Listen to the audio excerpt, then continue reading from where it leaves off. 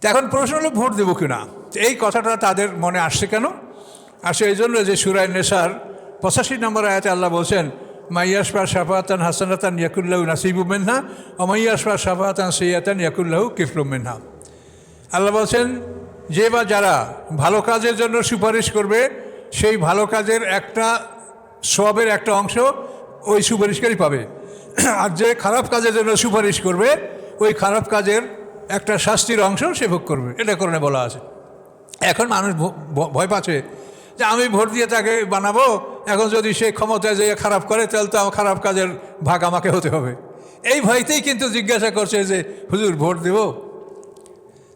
তো এখন এই সমস্যাটা আছে ঠিকই, আর আল্লাহর কোরআনের কথার মধ্যে কোনো ভুল নাই। ভালো কাজের জন্য আপনি একটা ভালো লোককে যদি আপনি সমর্থন করেন, ও জীবনে যতগুলো ভালো কাজ করবে ক্ষমতায় থেকে আপনাদের ভোটের মাধ্যমে জয়যুক্ত হয়ে, সমস্ত ভালো কাজের একটা অংশ আপনাদের আমলনামায় লেখা থাকবে। যদি একটা বিবাদ মিটায়, ঝগড়া বিবাদ, মানুষ খুনাখুনি মারামারি কাটাকাটি, এই ঝগড়া বিবাদ যদি মিটায় তাহলে একটা হজের সপ্তাহ আমলনামায় লেখা হবে। তো ওই যে মিটাবে তার আমলনামায় যেটা হবে, আপনারা যারা ভোট দিয়েছেন তাদের আমলনামায়ও ওইটা আসবে। আল্লাহর কোনো অভাব নাই যে আপনাকে দিলে আল্লাহর কোনো কিছু কমবে। মায়েন্দাকুম ইয়ানফাদু আমায়েন্দাল্লাহ বাক। আল্লাহ বলে তোমাদের কাছে যা আসে এটা ফুরিয়ে যায় খরচ করলে, আর আমার কাছে যা আসে তা ফুরায় না, আল্লাহ দিবে। তো এই যে একটা সমস্যা, এখন এই জন্য মানুষ প্রশ্ন করে যে হুজুর ভোট দেব কি না। এখন ভোটের গুরুত্বটা আপনাদেরকে আমি বলছি। ভোটের গুরুত্বটা হলো যে আল্লাহ তাআলা কোরআন পাকে আমাদেরকে কি বলেছেন, ইন্নী জায়লুন ফিল আরদে খলিফা, যে পৃথিবীতে আমি পৃথিবীতে খলিফা বানাবো। ফেরেশতাদেরকে লক্ষ্য করে বললেন যে ইন্নী জায়লুন ফিল আরদে খলিফা, আমি পৃথিবীতে খলিফা সৃষ্টি করতে যাচ্ছি, যারা পৃথিবীর শাসন করবে, পৃথিবীর সমস্ত মাখলুকাতের উপরে তারা কর্তৃত্ব করবে এবং শান্তি শৃঙ্খলা বজায় রাখবে এবং জুলুম দূর করবে। খেলাফতের মূল টার্গেটই হলো জুলুম দূর করা। তাফসিরে আছে ইব্রাহিম আলাইহিস সালামকে আল্লাহ তাআলা বলেছেন, হে ইব্রাহিম তুমি জাতির পিতা, আমি তোমাকে জাতির পিতা বানিয়েছি, তোমাকে আমি মানব জাতির ইমাম বানিয়েছি। তোমার কাজ হলো যে পৃথিবীতে যেন জুলুম না থাকে, মাজলুমের ফরিয়াদ যেন আমার আকাশে না আসে। মাজলুম যদি কাফের হয় তা আমি মাজলুমের কথা শুনি। জালেম আর মাজলুম বুঝতে পারছেন, যে অত্যাচার করে তাকে বলা হয় জালিম, এবং যার উপরে অত্যাচার করা হয় তাকে বলে মাজলুম। তা আল্লাহ ইব্রাহিম আলাইহিস সালামকে বলেছেন যে তোমাকে আমি ইমামত দিয়েছি, জাতির পিতা বানিয়েছি, তোমার কর্তব্য হলো যে মাজলুমের ফরিয়াদ যেন আমার আকাশে না আসে। মাজলুমের ফরিয়াদ আমি শুনি, যদি সে কাফেরও হয় তবু আমি তার ফরিয়াদ শুনি, কাজে জুলুম যেন পৃথিবীতে না থাকে। এখন খেলাফতের মূল উদ্দেশ্য হলো জুলুম দূর করা। আর আমরা দেখতে পাচ্ছি যে এই আমরা যাদেরকে খেলাফতের দায়িত্ব পালন করতে দেই তারা খুব আরামসে জুলুম করে, এমন জুলুম করে যে তাদের বিরুদ্ধে কোনো অভিযোগ কোনো কিছুই আর করার কোনো স্থান থাকে না। কতই আপনারা চোখের সামনে দেখেছেন, জোর করে এই জমি দখল করতে হবে, এখন জমির মালিককে বিভিন্ন মিথ্যা মামলায় দিয়ে আসামি করিয়া তাকে জেল হাজত দিয়া তুমি জমি লেখা না দিলে তোমার মুক্তি নাই। এই না, আপনি তার বিরুদ্ধে বিচার চাইতে পারবেন? কেউ চাইতে পারছে এতদিনে? তাহলে খেলাফতের মূল উদ্দেশ্য হলো জুলুম দূর করা। আর আমরা দেখতে পাচ্ছি যে এই খেলাফতের জন্য আমরা যাদেরকেই আমরা ক্ষমতা দান করছি তারাই জুলুম করছে। ইল্লা মাশাআল্লাহ কিছু লোক ভালো আছে, সংখ্যায় কম। এখন এই খেলাফতের বিষয়টা হলো আল্লাহ তাআলা আমাদেরকে খেলাফতের দায়িত্ব পালন করার জন্য সৃষ্টি করছেন। এই দায়িত্বের জন্য আমরা ভেস্তে যাব। শুধু জিকির আজকার আর ইবাদতে যদি আল্লাহ ভেস্ত দিতেন তাহলে এই যে আপনাদের চোখের সামনে গাছপালা দেখেন, সবুজ পৃথিবী, এই প্রত্যেকটা পাতায় আল্লাহ জিকির করে, কোনো সন্দেহ আছে? তুসাব্বিহু লাহুস সামাওয়াতু ওয়াস সাবউ ওয়াল আরদু ওয়া মান ফিহিন্না, আকাশ পৃথিবী এবং এর মাঝখানে যা কিছু আছে, ওয়া মিন শাইইন ইল্লা ইউসাব্বিহু বিহামদিহি, নাই কোনো বস্তু বরং প্রত্যেকটা বস্তু আল্লাহর পবিত্রতা ঘোষণা করে।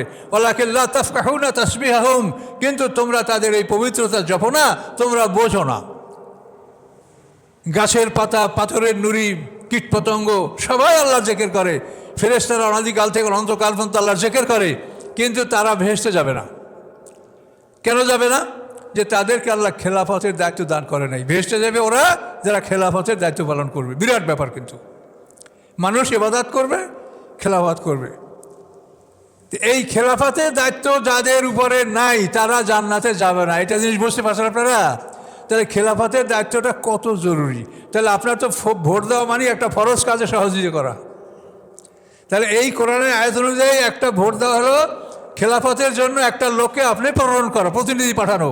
তাই এখন খেলাফতের দায়িত্ব পালনে সহযোগিতা করা হলো ভোট দেওয়া। তাহলে ভোট দেওয়া কি জরুরি কিনা বলেন? অত্যন্ত জরুরি বিষয়। কিন্তু সমস্যাগুলি যে কারণে আপনার প্রশ্ন করেন যে হুজুর ভোট দেবো কিনা, তা তো একটা কারণ বললাম। আচ্ছা, আর একটা আয়াত দেখেন কোরআনে আল্লাহ বলেন, আমা খলাকুল জিন্না ওয়াল ইনসা ইল্লা লিয়াবুদুন, জিন ও ইনসানকে আমি শুধুমাত্র আমার ইবাদত করার জন্য সৃষ্টি করছি। ডাইরেক্ট কোরআন আয়াত, এটা সবাই জানেন এই আয়াতটা, আমা খলাকুল জিন্না ওয়াল ইনসা ইল্লা লিয়াবুদুন। এখন ইবাদত এবং খেলাফত দুটোই বলেছেন আল্লাহ। এখন এই দুইটার একটার অন্যটা পরিপূরক, সম্পূরক, কমপ্লিমেন্টারি, একটার পরিপূরক অন্যটা। অর্থাৎ আপনি যদি ইবাদত না করেন তো সঠিক খেলাফত আপনি পালন করতে পারবেন না। আর যদি আপনি শুধু খেলাফতের দায়িত্ব করতে চান ইবাদত ছাড়া, তা আপনি খেলাফতের সঠিক দায়িত্ব পালন করতে পারবেন না। আর যদি আপনি শুধু ইবাদত করেন, খেলাফতের দায়িত্ব পালন না করেন, তাহলে আপনি আল্লাহর হুকুম পালন করলেন না। কাজে দুটি আপনাকে করতে হবে। এখন এই দুইটা, একটা অন্যটা হলো পরিপূরক। খেলাফতের দায়িত্ব পালন করা মানুষের সেবামূলক কাজ। এখন দেখেন আপনাদের কাছে যে প্রার্থীরা যে প্রতিশ্রুতি দিছে, এতে মনে হয় যে ইনশাল্লাহ এরা ক্ষমতায় গেলে আপনাদের আর কোনো কাজই করতে হবে না, ঘরে বসেই সব খাইতে পারবেন। এত সুন্দর সুযোগ সুবিধা, এই ভাতা সেই ভাতা, ওই ভাতা সেই ভাতা, মানে একেবারে ভাতায় ভাতায় আপনারা ঘরের থেকে আর বাইরে হওয়া লাগবে না, কাজ করা লাগবে না। কিন্তু নির্বাচন হয়ে যাওয়ার পরে দেখবেন যে আপনারা কি পাচ্ছেন, নিজেদের ভাগের অংশটু হারিয়ে যাচ্ছে, গরিবের অংশ হারিয়ে যাচ্ছে, বিজেপির চাউল নাই, বয়স্ক ভাতা নাই, সব দেখবেন হারিয়ে গেছে। তো এইটার কারণটা কি? এটার কারণ হলো যে ইবাদতবিহীন খেলাফত সম্ভব না। এখানে যিনি ইমামতি করবেন তিনি যদি ইমামতির যোগ্য না, তো করতে পারবেন? একজন কোরআনের তাফসির করবে, তার যোগ্যতা ছাড়া করতে পারবেন? এখানে আপনারা কলেজের প্রফেসররা আছেন, আপনারা যদি শিক্ষাগত যোগ্যতা অর্জন না করেন তো আপনি আপনি প্রফেসি করতে পারবেন? কলেজে পড়াতে পারবেন? তাহলে প্রত্যেকটা কাজ করার জন্য একটা প্রশিক্ষণ প্রয়োজন। তাহলে আপনি খেলাফতের দায়িত্ব পালন করবেন, এটার একটা প্রশিক্ষণ। এই প্রশিক্ষণটা কি? সেটা হচ্ছে ইবাদত। অর্থাৎ আল্লাহর কোরআনে আদেশ এবং নিষেধ দুইটা সাইডে যা বলা আছে, এগুলি যদি আপনি সঠিকভাবে পালন করেন তাহলে আপনি সঠিকভাবে খেলাফতের দায়িত্ব পালন করতে পারবেন। আর এই ইবাদতবিহীন যদি আপনি খেলাফতের দায়িত্ব গ্রহণ করেন তাহলে আপনি শুধু চুরি চামারি লুটতরা ছাড়া কিছু করবেন না। এখন আমাদের সমাজের সমস্যাটা হলো এই যে যারা ইবাদত করে তারা খেলাফতের দায়িত্ব লাভ করতে পারছে না, আর যারা খেলাফতের দায়িত্ব পালন করে তারা ইবাদতের সাথে তাদের কোনো খবর নেই। ইবাদতবিহীন খেলাফত, যার জন্য জুলুম, অত্যাচার, লুটতরাজ। আর যারা ইবাদত করছে তারা খেলাফতের স্তরে উপনীত হতে পারছে না। আমার জীবনের দুইটা ঘটনা আপনাকে বলি। একটা হাই স্কুলে সিরাত মাহফিল, তো এলাকার এমপি সাহেবেরও সেখানে দাওয়াত, তিনি খুব প্রবীণ এমপি, কয়েকবার এমপি হয়েছেন, আমারও দাওয়াত গেছি। আমরা আলোচনা করছি, এমপি সাহেব সভাপতি, উনি তো শেষ বক্তব্য দেবেন। আর এমপি সাহেব বক্তব্য দেওয়ার সময় বলেন, এখানে যে সুর, এই সুরের মধ্যে আমি হয়েছি অসুর। কি বোঝেন নাই? অসুর চেনেন না? অসুর, যে ভগবতীর পায়ের নিচে থাকে অসুর। তো এমপি সাহেব বলেন যে এখানে যে সুর, এই সুরের মধ্যে আমি হয়েছি অসুর। তাহলে এখন এমপি সাহেব নিজেই বলছেন আমি অসুর। তো অসুরে কি কোনো মানুষের সেবা করতে পারে? অসুরে কি কোনো মানুষের সেবা করতে পারে? সে বলছে এই সুরে আমি হয়েছি অসুর। এখন যদি আপনারা অসুর নির্বাচন করেন তাহলে তো ওই যে কোরআনে সূরা নিসায় বলা হয়েছে যে তার পাপের ভাগী আপনি হবেন। ভোট দেবো কি না, ভোট তো আপনি দিবেন, কিন্তু আপনাকে এই সমস্ত বিষয়গুলো বিবেচনায় রাখতে হবে যে আমার মাধ্যমে সে ক্ষমতার মালিক হয়ে সে জুলুম অত্যাচার করবে না সঠিক কাজ করবে। সুরের মধ্যে অসুর। আমার জীবনে আমি একটা লোকের নির্বাচনের জন্য কিছু মেহনত করেছি, সে হলো নূর মোহাম্মদ আকন। নূর মোহাম্মদ সিএসপি এডিশনাল সেক্রেটারি থেকে তাকে রিটায়ার করানো হয়েছে। উনি পোস্টমাস্টার জেনারেল ছিলেন, খুব নাম করা লোক। নূর মোহাম্মদ সিএসপি, পাকিস্তান আমাদের সিএসপি অফিসার, খুব সৎ মানুষ। তার বাবা আজহার রাজি, সে বলতো আমার নূর মোহাম্মদ ঘুষ খায় না, ও খাবে কি? আমি চাউলের টাকাটা ওরে পাঠাই দিই, তাহলে ও খাবে কি? আমার নূর মোহাম্মদ খাবে কি? ও ঘুষ খায় না। অন্য অন্য ছেলেরা আছে বড় বড় চাকরি করে, কিন্তু এই নূর মোহাম্মদ এখন ঘুষ খায় না। এই নূর মোহাম্মদ এখন ভোটে দাঁড়াইলো, তার জন্য আমি তখন যুবক মানুষ, আমি সাইকেল নিয়ে গ্রামে তার ব্যাপারে কাজ করতে লাগলাম। যেখানে যাই সেখানেই বলে তাহলে উনি খুব ভালো মানুষ কিন্তু হইতে পারবে না। কী করবো? যেখানে যাই সেখানে বলে উনি খুব ভালো মানুষ কিন্তু হইতে পারবে না। এখন যে ভালো মানুষ সে তো হইতে পারবে না, তার কারণ সে টাকা দিতে পারবে না। এই ভালো মানুষ, তার পিছনে আমি আমার নিজের সাইকেলে ঘুরে ঘুরে আমি তার জন্য, আমাকে একটা টাকা সে কোনোদিন দেয়নি এবং দেওয়ার কথা চিন্তাও করে নাই। তো এখন এই ভালো লোক যারা, তারা হবে কেমন করে বলেন? উনি ভালো লোক হইতে পারবে না, হইবে কারা? অসুর যারা, তারা। তো এই জন্য আপনারা নির্বাচনটাকে, এটাকে আপনার এমন একটা জরুরি জিনিস যে আল্লাহ খেলাফতের দায়িত্ব দিয়েছেন, এই খেলাফতের দায়িত্ব পালন করার জন্য এক শ্রেণীর লোক লাগে। এখানে যদি 10 জন লোক থাকে যে ইমামতি করতে পারে, তো 10 জন তো ইমামতি করবে না, একজনই করবে। একটা গাড়িতে যদি 10 জন ড্রাইভার থাকে, তো গাড়িতে একজন চালাবে। কাজে এই জন্য এই খেলাফতের দায়িত্ব আপনি কাকে দিবেন, এই জন্য আপনার ভোট দেওয়াটা এটা একটা জরুরি। আপনি এটার জন্য যাবেন এবং আপনাকে বিবেচনা রাখতে হবে যে এই লোকটা ভোটে ক্ষমতায় গিয়ে আমার এমন কাজ করবে যাতে আমিও তার পাপের ভাগী হব, এটা যেন হইতে না হয়। এই বিষয়টা আপনাকে লক্ষ্য রাখতে হবে। কিন্তু ভোট দেওয়াটা আপনার একটা বিরাট দায়িত্ব, যেহেতু আপনি এখানে মানে আল্লাহ যে বলছেন ইন্নী জাইলুন ফিল আরদি খলিফা, আপনি খেলাফতের দায়িত্ব আপনি এখানে পালন করবেন। কাজে এই জন্য এক্ষেত্রে আপনি পিছিয়ে থাকবেন না, কিন্তু আপনাকে লক্ষ্য করতে হবে। আপনাকে লক্ষ্য করতে হবে আপনি যাকে ভোট দেবেন সে জিতলো কি হারলো সেটাও আপনার দেখার বিষয় না। আপনি আল্লাহর কাছে প্রমাণ করতে পারবেন যে আমি হকের পথে, ন্যায়ের পথে আমি আমার কাজটা আমি করেছি। এভাবে আপনি দেখে শুনে আপনি নিজে যত অপরাধী না হন, এভাবে আপনি এই কাজে অংশগ্রহণ করবেন। তার কারণ এই যে খেলাফতের দায়িত্ব, এই যে ন্যায় বিচার করা, বিচার ব্যবস্থা, এটা খেলাফতের একটা অংশ। তো এই বিচার ব্যবস্থার ব্যাপারে আল্লাহ তাআলা কত কঠিনভাবে আল্লাহ কোরআনে বলেছেন, আমান লাম ইয়াকুম বিমা আনজালাল্লাহু ফাউলাইকুমুল কাফিরুন জালিমুন ফাসিকুন। সূরা মায়েদার 45 আর 47। তো এই 3টা সূরা মায়েদায় যে আল্লাহর বিধান অনুযায়ী যারা বিচার ফয়সালা না করে তারা কাফের, জালেম, ফাসেক। তাহলে এখন এই বিচার ব্যবস্থা দেখেন, এটা খেলাফতের একটা দায়িত্ব যে মানুষের মধ্যে ন্যায় বিচার প্রতিষ্ঠা করতে হবে। এখন এইসব ক্ষেত্রে আমরা কিছুই কিন্তু পাই নাই। সব সময় দেখছেন যা হবার তা হয়েছে, এবং এতই জুলুম হয়েছে এই বিচার ব্যবস্থার মাধ্যমে, সেটা সীমাহীন। সেটা আপনি যারা সচেতন ব্যক্তি আপনারা জানেন যে বিচারপতি খায়রুল হক কী করেছে, তখন আমরা শিউরে উঠেছি, কিন্তু আমাদের বলার কিছু ছিল না। এখন সে জেলে, আল্লাহ তাকে নিয়েছে। তো এভাবেই খেলাফতের দায়িত্ব প্রতিষ্ঠা করা এটা একটা ফরজ কাজের অংশ বিশেষ। কিন্তু আপনারা এখানে ভোট দিতে যাবেন, আমাকে অনেকেই প্রশ্ন করছেন শুধু ভোট দেবো কি না। ভোট দিতে আপনারা যাবেন, কিন্তু আপনারা লক্ষ্য রাখবেন যে কাকে ভোট দিলে সে হোক কি না হোক, যে হইতে পারলে সে জুলুম করবে না, এইরকম লোককে বাছাই করে আপনারা ভোট দিবেন।